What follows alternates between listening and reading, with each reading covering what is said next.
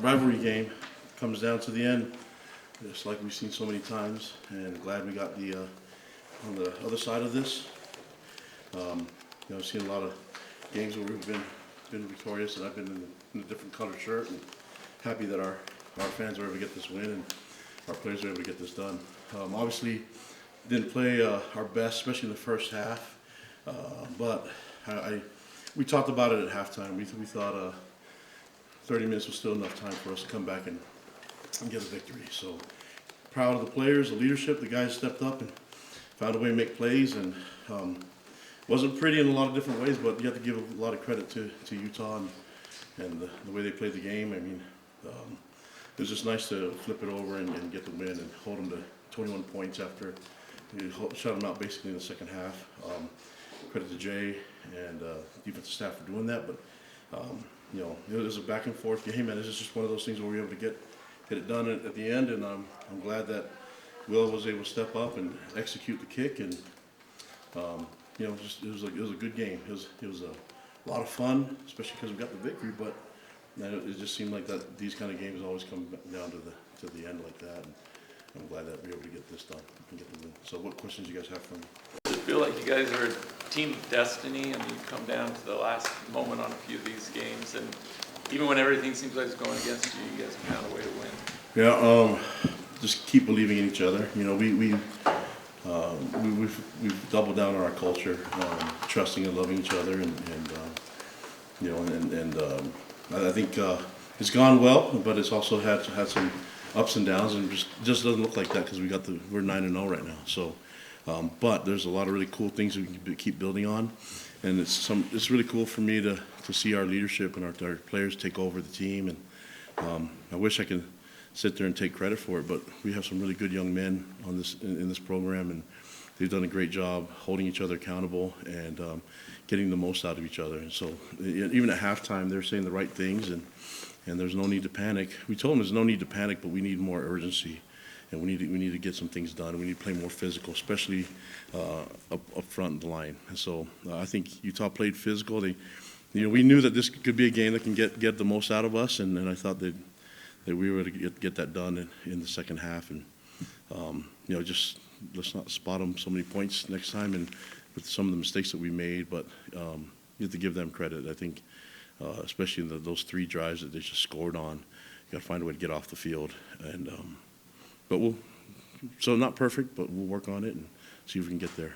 Kalani, you talked about that last drive. Did you think the game was over when Jake got back on the end zone? They didn't call defensive holding, but what were your thoughts at that point and the resiliency to be able to drive downfield after that? Well, I'm always checking the field for penalty. When I saw the flag, I figured it could be. I mean, Utah we play similar defense. I mean, it's like you heard Kyle before. We learned a lot from him and the system that we were able to work with, and so we know that it sometimes can be really handsy, and I'm glad we got the call. So I don't know what else to say about it. That's the game of football. You can't hold people, So I didn't see it because I'm not watching the whole field, but I'll take a look at it, and I'm sure we can find some other holdings that were there that weren't called. So that's just the game sometimes, and I'm not even sure.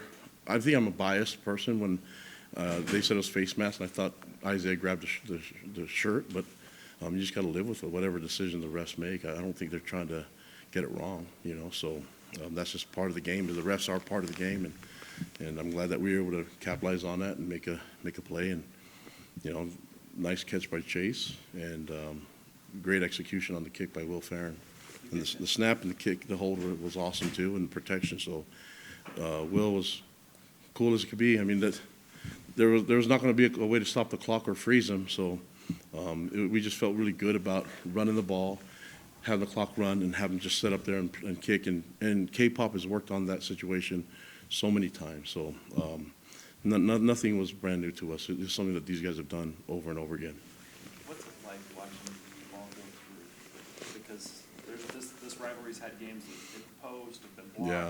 In those, you've been a part of those. What's it like when it went through and you had the lead? Yeah, it was just one of those. I mean, we were just willing it to happen. Will Farron's a really good kicker. He's done this before in our practices, and we just felt really comfortable and confident in him. So he was on one. I thought, I like to score more touchdowns rather than kick field goals, but we know we can count on him if we need to. Kalani, the clock management at the end of the first half, Yeah, my fault. okay. Yeah. What was the question? Was it my fault? Yeah, it was my fault. Yeah. You know what? That was an error on my part, and I wanted to clock it so we can get the field goal unit set up and kick a field goal. And I think A-Rod thought that we can get another play in, and he was right. I think it was like 19 seconds. So I don't know if clocking it would have been smart when I wanted to do it, but that's something that I got to rehearse more in my mind and practice as a coach. And I'm learning to, you know, but that was an error on my part. It had nothing to do with A-Rod or Jake or anybody else. It was all my fault. What makes Jake so successful in these 2-minute drill situations? Yeah, maybe we should just run 2-minute the whole game. You know, I think he's starting to feel really, really comfortable in the system and making the checks, the audibles, and seeing the pressures, things like that. I mean, and then you have to give a lot of credit to Utah because they mixed it up quite a bit, and they were able to get some hits on him, some shots on him. You know, and I don't think he was able to run like he normally would in terms of the QB run, scramble, things like that. And they did a good job keeping him contained. So we just had to find other ways to score. I wish we would have just converted some of those third downs. 1 of 12. That's not good. So we got to get that fixed, and I think we do. Then we'll be in a better position for success. What was the tone of the message at halftime for the defense? You say you wanted more urgency. Did it Yeah. have to be expressed fiery, or was it just? No, I mean the players are fiery because they're good. They're obviously not happy with the first half, down 21-10, right? But after they're done talking to each other and everybody's, I mean, I think it's okay to let go of some frustration, yell a little bit. My message was very clear that there's still plenty of time. There's 30 minutes left. We felt like we got Utah's best shot, but we haven't delivered ours yet. So this is a time for us to deliver our shot, and you do it by just playing every down, and you don't hope for something to happen. You just go and take the initiative and make something happen. And defensively, I like that they were able to get some stops and force punts, shut them out in the second half, and it's something that Jay's really good at, you know. So he made some adjustments, and I think we were able to do a really good job at keeping. I mean, obviously they didn't score any points, and then offensively we scored when we needed to. I would like to score more, but we scored just enough with 12 points, and we won the second half 12-0. So that's how we got the win. But the message was really. No panic. Like there's not time to panic, but we need more urgency. Like we need a little bit more, and we need to start deciding if we're going to play tough or not, if we're going to be physical or not, if we're going to tackle better, if we're going to hit people, and find a way to make plays. And that was just a call to those guys. But it was really calm. Felt a lot. The players were saying what I wanted to say anyway. So it's nice when they already take care of that, and then I can just be the good cop. You know, and just be a nice person and encourage them. So, and they went out and they got it done. What went into the decision? Last couple of questions. Was that? What went into the decision to go for it on 4th and 2 before the touchdown early in the fourth quarter? In the red zone? Yeah, before Jake's touchdown. That's just my style. I like doing that. You know, yeah, just assume I'm going to go for it every time there's 4th down.